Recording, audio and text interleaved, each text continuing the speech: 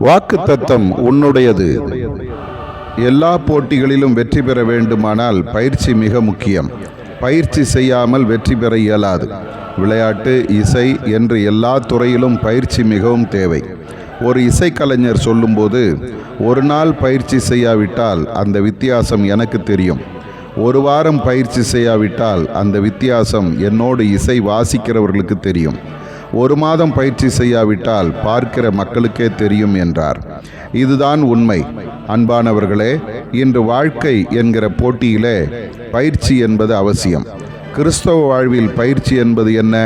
அனுதினமும் வேதம் வாசிக்க வேண்டும், தினமும் ஜெபிக்க வேண்டும், நல்ல நடக்கையை வேதம் சொல்லித் தரும்போது அதை செய்ய வேண்டும், நல்ல வார்த்தைகளை பேசி பயிற்சி வேண்டும். இந்த பயிற்சியை ஒரு நாள் விட்டாலும் அதன் பாதிப்பு என்ன என்பது உங்களுக்கு தெரியும். ஆகவே வெற்றி பெற வாழ்க்கையில் பயிற்சி மிகவும் அவசியம். அதையும் தினமும் செய்வது அவசியம். ஆகவே கடவுளை தேடி அவர் தரும் ஆலோசனையை பெற்று நடந்தால் ஒரு நாளும் நீ தோற்று போக மாட்டாய். தானியேல் எந்த சூழ்நிலையிலும் ஜெபிக்க தவறவில்லை.